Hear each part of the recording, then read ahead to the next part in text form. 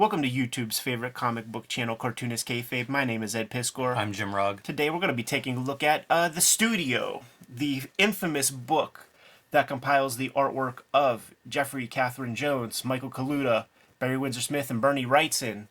A very famous book. Thanks to Scott Strong for sending it our way. But we want to let you guys know that if you're going to Heroes Con in North Carolina, stop by the Cartoonist Kayfabe booth. Me and Jimmy are going to be there. We're bringing all of our bibliographies there pretty much, man. So if you don't have something, you can fill in the gaps in your collection. Also, we want to promote Cartoonist Kayfabe Comic Book Christmas in July. It's going to be the last Saturday in July, and we're encouraging everybody to take your duplicate copies of comics and the artists and writers out there to take your comp copies of your comics that are collecting dust a little bit and spread them around town, Johnny Appleseed style, man. Put them in them free little lending libraries in your neighborhood and adjacent neighborhoods.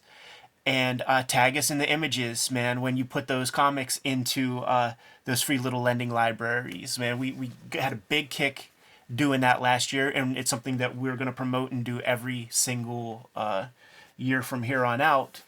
Without further ado, big shouts to Scott Strong. Ask not what Cartoonist Kayfabe can do for you. Ask what you can do for Cartoonist Kayfabe, and Scott Strong has probably supplied us with $10,000 worth of books so Very far. generous to the Kayfabe effort, for sure. This came in right before we split for our travels, and I was very excited to put this book under the microscope, man. The Studio, infamous book. This is a book that's referenced by the subsequent generations of comic book makers as being a very important book for them. Everybody who bought this book held on to it. So to find a copy, it's going to cost you a lot. I'm not sure I've ever seen a copy before this one. And I've never seen a copy in the wild ever, not even as like a wall book or anything. Like, this came out 78, 79. We'll take a look in a second. But the people who got it fucking wanted it and have never let it go. Yeah, and a couple of things before we open it. Record size, Yeah. album size, that makes sense to me. I'm sure that's, kind of a hip, cool decision by a bunch of people who are exploring art, like stepping away from that grind of like production of comics to do this. And that cover, I look at that first thing, I think Dave McKean. Yeah. They've got 3D elements, they're photographed and stuff. So you see, like, production is one of the things that stands out to me on this if you're thinking of what is the influence and legacy of this in comics. Now you see, man, there's no U.S. price tag on this. Book comes from a place called Dragon's Dream Publisher, UK. £5.95. The studio was a physical space where these four creators made some of the most influential, bleeding edge work of their day. This episode is brought to you by the Cartoonist Kayfabe Patreon. 3 different levels will give you access to our videos before anyone else sees them to give you a leg up on the Kayfabe effect. And at the King Kayfaber level, you actually sit in on our recording sessions. This episode is also brought to you by the books that we make. You see our bibliography in front of you right now. In addition to all of these books, Ed Piskor's Red Room Crypto Killers, the new season of Red Room is now out. Issue 1 is available now.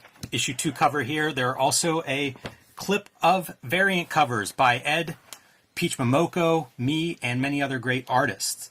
The other big book that Ed is releasing later this year, Hip Hop Family Tree, the Omnibus, collecting all of the Hip Hop Family Tree strips in one handsome 500-plus page volume, including over 100 pages of new material. That'll be out in time for the holidays. Got to pre-order it now so Fantagraphics knows how many to print. There's also an omnibus collection of X-Men Grand Design coming out later this year. Again, pre-order that one today. Let them know how many you need because some of the X-Men Grand Design 3 volumes are out of print. So get that one big, handsome collected volume. My next big book later this summer, Street Angel, Princess of Poverty from Image Comics. This is available for pre-order now. Collects all of the Street Angel comics that are not in Street Angel, Deadliest Girl Alive. Also available in back in print from Image Comics. You can also pick up my Hulk Grand Design with the fluorescent green cover. You cannot miss it. As well as Plain Jane's, the first young adult graphic novel. And now back to our program. When you have your introduction, love it, right? It says a lot about what this is. This is, again, artists that are just trying to stretch, to grow. They're looking at different influences, and they're thinking outside of that monthly grind, deadline-driven kind of box. Yeah. And it is printed. This is a monograph. This is one of the comics first monographs, basically, and it creates that space. In a pre-social media world, each of these creators is weaving their own kayfabe tales of Yes. Autobiography. Absolutely. And I love this layout too. Like, you got to flip one of them. It's got to be different. One of them has to be different in this layout, There's pretension here. I think it's aiming for that. I have some thoughts here. Like, so this is, this is Anon, JS as being the introductory writer. I think it's Jim Steranko. Interesting. It's a lot of hyperbole about these guys. It's kind of a Jim Steranko kind of vibe. And in those super graphics art catalogs that we looked at, we played the game. Let's spend $2,000. There's a third volume that we haven't played the game with, and it does have work represented from each of these creators. So the JS, I'm thinking, is Steranko, and I think he's such a alpha type that he can't even let his name be seen when he's giving props to somebody else. He does a ton of this kind of intro stuff. I think that that's an underappreciated part of his legacy, is how much he really championed comics and cartoonists as artists. Yeah. And especially the people who were really pushing that envelope and striving for it. Look at these individuals, man. They look like Leonard Skinner, except Bernie Wrightson really does look like Peter Cushing from the Hammer Frankenstein movies. It's like he's wearing his outfit from that he references or something in the Frankenstein book. So dude, lines of demarcation. There's some tape down two hemispheres to give each creator a box. With the I need these pictures, by the way, to be much bigger. Full 2-page spread for each of these pictures, Yeah. man. Imagine being able to look at the studio setup in microscopic detail, where we could be looking at their tools and what they're actually using there. Absolutely, man. Just like the kayfabe behind the Marvel bullpen, where there really wasn't one or anything like that. Yes, these guys had the studio, but that doesn't mean that they're all in there at the same time. In fact, from pretty much each of them, they're like, I can't work around other people. Like, we got this studio, we got this space, and then we realized, we don't like to work around others. So some dudes show up super late at night, some guys come in early, some guys don't use it much at all. It's more storage. But that's what we have, man. Off the bat, we're going to look at Catherine Jones at this point. Rest in peace. I would have guessed Barry Windsor Smith, just from the samples here. Sure. Yeah, there's definitely a Venn diagram that they all exist within. What is it? It's the post pre-Raphaelites or something. That's kind of like the main kind of similarity amongst them all. And I would see these artists as they would sort of transition back into the comics field. Yeah. You'd see them in an Eclipse anthology, or Right. maybe a heavy metal. Yeah, exactly. And you would kind of see the lessons they're picking up then being applied. How do you now fold this back into comics? We know that Catherine Jones' transition was formerly Jeffrey Jones, and with that in mind, when you read what she has to say, and you see the artwork saying stuff like, I've been needing to make full-size paintings of these women and stuff like that. I think some of these are self-portraits, just wasn't talking about that stuff at the time, man. But look at these pieces, having the studio afforded these creators the ability to make giant canvases. And I think that that Catherine Jones probably utilized that space the best when it came to the big paintings. Frazetta vibes, right? Big time. And they're working out of New York, right? That's the Yes. location for the studio. I remember when we talked to Bill Sienkiewicz a couple years ago at Heroes Con, and I was interested in what the New York art scene vibe is putting into his, influencing him at the time. And it's got to be the same way. If you're a hungry artist and you're surrounded by visual art everywhere, it's going to kind of seep into your subconscious and conscious. And that's probably part of what this pull is to let me get some oil out and spread it around a canvas a little bit. We've seen several versions of the sketch and then the final piece, what it grows into. This would be a popular piece that you would see in heavy metal One pagers. That's the thing with all of these creators. You don't get much comics. Maybe you got the most comics from Barry Windsor Smith over his career. But the language of these creators, I do think that it's pretty dated. And with what we know about them, they all come back to comics. They're all cartoonists, but they're speaking in hyperbolic language. It's probably necessary at that time. But it's very similar to the Eisnerian conversation where they're speaking above their weight class. I showed this book to fine artists, and they laughed at the pulp of it. But I was going to say that pulp and fantasy is kind of what you see as a trade, and we've talked about this with any of the cartoonists who seem to break down a barrier to push the frontier edge a little bit further. They often are then in this area that they're not equipped to do much with it. Right. And you kind of see limitations of genre, really. Yeah. How hard is that, dude? Them big moose antlers or whatever? It's super cool looking. You can imagine like a Mike Mignola or something.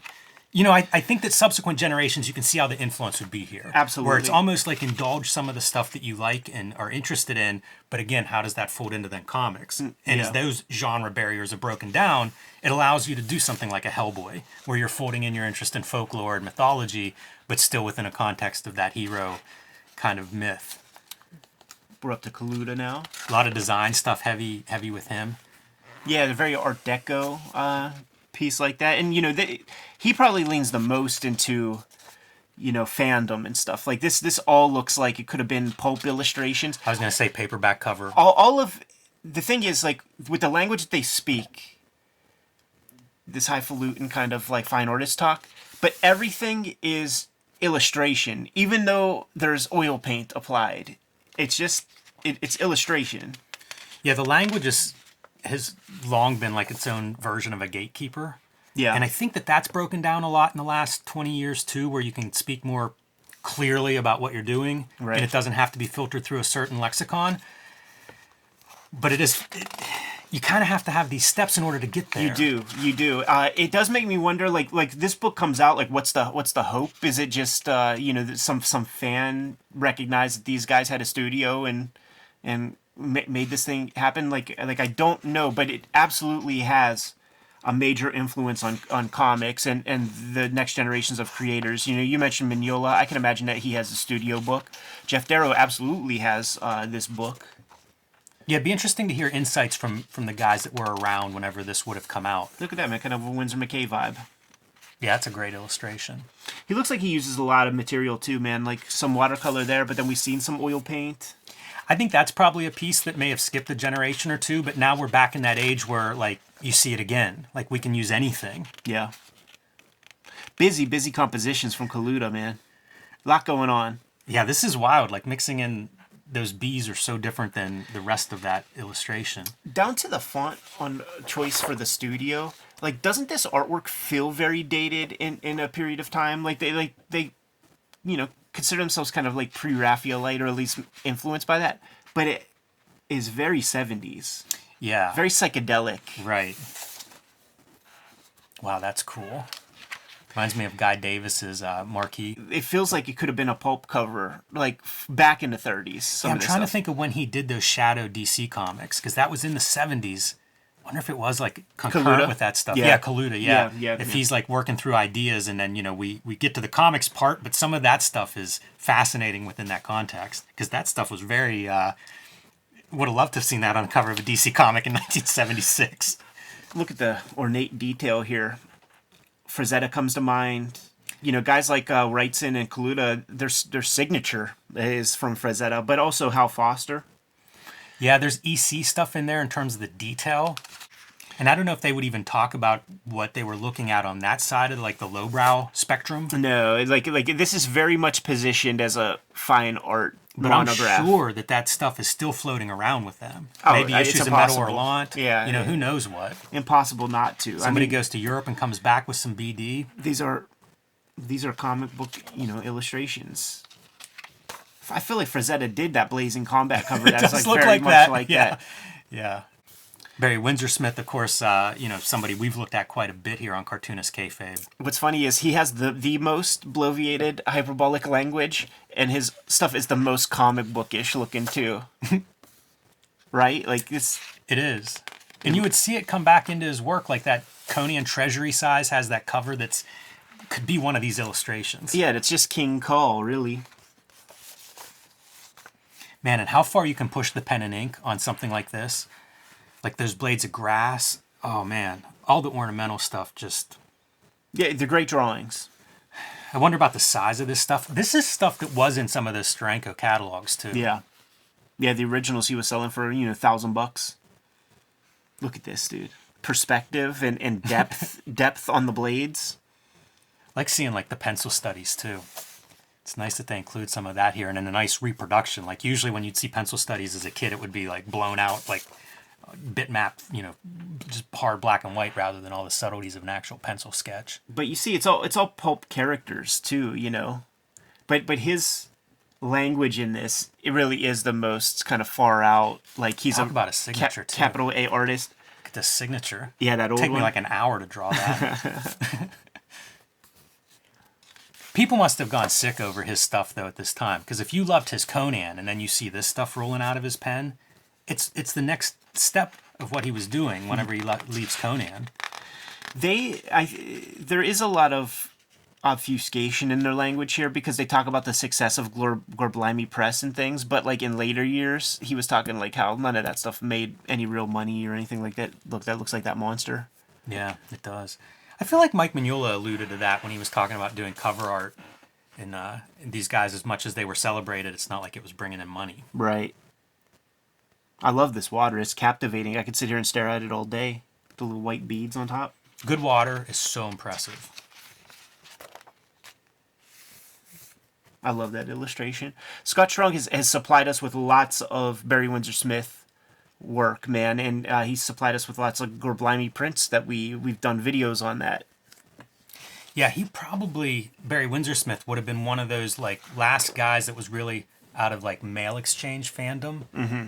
And then, it becomes more mainstream in magazines and things. But like he would have been one of those guys, like looking at this stuff, you can just imagine people mail ordering those portfolios and really following him. And I don't know how it all shook out, but the portfolio game becomes a thing when the Shanis brothers kind of get in the mix, and there will be a Mike Plug portfolio or a Gene Day portfolio. That was a viable business. You draw 5, 6, rigorous drawings, put it on good paper.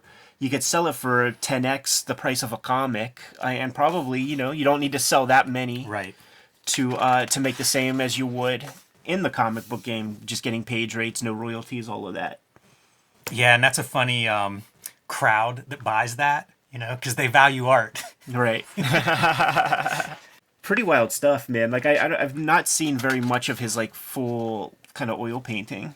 Yeah, I wonder how much he did, because it's time-consuming, it's expensive, and, I don't know how long this period lasted for all of these, everybody. And now we got Bernie Wrightson, man. He's the cleanup hitter. Look at this stuff. I wonder what this looks like, too, like how all of this ages. Because I saw a picture, it was an Alex Toth piece from Hot Wheels that somebody has on Comics Art Fan. And they have, like, this is the print version, and this is the original art. And it's markers and stuff, and it's, like, it's so faded and discolored. And I wonder about some of the materials that you see in this book. Yeah. I mean, all the paints the point of paint is to be archival. Hopefully. But I don't know that there's not color pencil and some markers and stuff being used here. Yeah, see, he's in Hollywood now. Production sketch for proposed Hollywood movie. Wrightson did the design work in Ghostbusters. Like, the the dogs and shit. Like, you could feel the Wrightson in them. I also think of various artists that are sort of, could almost fit in here, like a Charles Vess. I think there's probably a generation of cartoonists that come after this that are just, this is their favorite stuff. Absolutely. They're the people that were inspired by It's by permission. This. When you see a superstar artist doing this, it's permission to, like, bust out the paint, bust out the watercolors, the mixed media, the super line-heavy work. Interesting thing is, I don't think that Frankenstein is out at this point. I think you're right. He's still working on it. And perhaps not all of these illustrations are in the finished Frankenstein book. Somebody sent us a book, like the last pages of Frankenstein. Like, I have that pulled to the side as like a future video for us to do.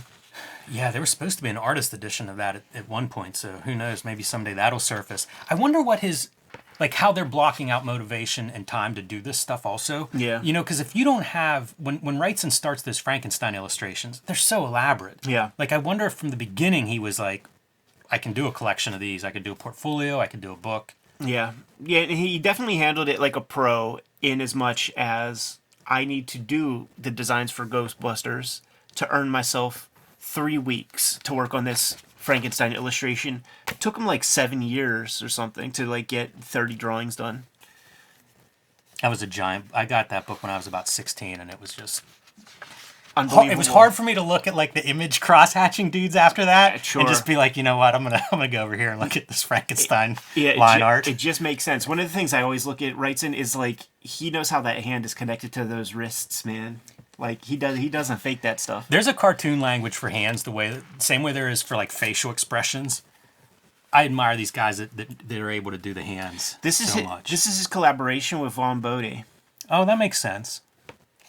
That looks right. Such an interesting tandem, and it's an illustration that we were looking at Gothic Blimp Works with Warren Bernard and Tom.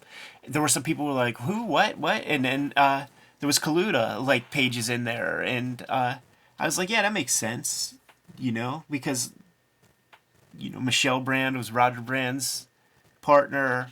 Yeah, it's a They were smaller all world, I partying. think, than we realize now. Because there's a couple of those indie books that are published by like, I want to say Marie Severin, but I don't think it was her. But it was some Marvel Flo Steinberg. Yeah, Big Apple Comics. The weirdest marriage, because it's like some indie artist and then like a Marvel employee. Did we do a video on Big Apple Comics? I don't know if we did or not. I know it was here, and we showed it for something.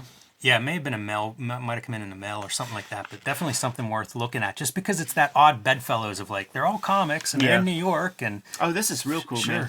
We're seeing this like is a great. lot of process. This is the stuff that's so valuable, and I bet at the time, how often would you get to see this? Right. Because again, like reproduction just wasn't a thing, like it's funny, like I think of early Image, one of their biggest things is digital coloring and high production values. In a weird way, that's a major takeaway for me looking at this book. Yeah.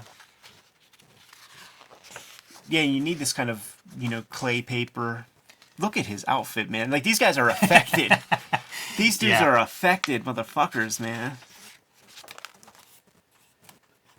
That's amazing, though. All those dinosaur illustrations are so sweet. They all had these skeletons. I forget what his name was, Mr. something. It's not Mr. Bones. Mr. Shaky? Something like that, man. But it's like this one specific skeleton that like all artists would have in their studio. Little bibliography where you would see these works, man. And that's another thing that's evolved. Like, how do you describe this stuff? Like if you were to do this book now, you probably get dimensions under each piece. Just more detail on the work itself. Which is funny because you would get that in real monographs with fine artists. Like why? Like it's a little bit lazy on our part. And to be fair, like there are still comic books, like art books that come out now that still don't have that info. And it's like at this point, it's unforgivable. Like we know you include that. So what a book, man. Many thanks to Scott for sending this in. Like I'm thrilled to actually get a chance to look through this. Yes, man. And the great benefit is that we get to show it off on the Cartoonist Kayfabe channel. If you're good to go, Jimmy, I'm good to go. Yes. Kayfabers, like, follow, subscribe to the YouTube channel. Hit the bell so that we can notify you when new vids are available. We have a Patreon, and at the Patreon, King Kayfabers get access to these vids before anybody else. This book was Kayfabe affected way before Cartoonist Kayfabe, man. So good luck getting your copies, but it's the King Kayfabers who are able to buy their copies the cheapest, even though that cheapness might be $300 on the aftermarket. Jimmy and I are going to be at Heroes Con in a couple of weeks. North Carolina, man. Come stop by, say hi. Let me see you rocking those Cartoonist Kayfabe shirts. And the last Saturday in July is Cartoonist Kayfabe Comic Book Christmas in July. That's where we're going to be disseminating comics across our neighborhoods and cities. Go to those free little lending libraries around town. There are resources that you could look up to find where the nearest ones are, and dump some comics into those things, man. People are going to come by. They're going to see some attractive illustrations. They're going to pick up a comic maybe for the first time ever. So it's an action item that we can perform to try to increase readership. But the videos are brought to you by the books that we make. Jimmy, tell the people what you got out there. Street Angel, Princess of Poverty is my next book from Image Comics. It collects all of the Street Angel comics that are not in Deadliest Girl Alive. Street Angel Deadliest Squirrel Alive is back in print from Image Comics. That collects all of my newest Street Angel comics, some of my favorite stuff. Hulk Grand Design, the Treasury edition, is now available. You can't miss it if your store has a copy. It's fluorescent green. You can see it from outside the store probably. Grab that while supplies last, along with The Plain Janes, the first young adult graphic novel. And join me on patreon.com/JimRugg, where you can see my latest comics being serialized every week. Big year 2023 for the Cartoonist Kayfabe creators. Time for the holiday season. The Hip Hop Family Tree Omnibus is going to see the light of day in October. It collects the 4 volumes of Hip Hop Family Tree plus 140 pages of additional material, including lots of artwork that I drew specifically for this volume. Also for the holidays, the long out-of-print X-Men Grand Design is going to be collected into a trade paperback. All 3 volumes of X-Men Grand Design. They're calling it the X-Men Grand Design Trilogy. Nice 250-page or so trade paperback collecting all of my X-Men Grand Design comics. And the task at hand, the comics that are coming out right now, is Red Room Crypto Killers. Issue 1 came out in May. Issue 2 is forthcoming as of the recording of this video. Murder on the Dark Web for Fun and Profit is the name of the game in Red Room Comics. Each issue is completely self-contained, tells a full story. You see an issue in the wild, scoop it up, give it a shot, you dig it, try another. There are 2 trade paperbacks of Red Room out there right now, The Antisocial Network and Trigger Warnings.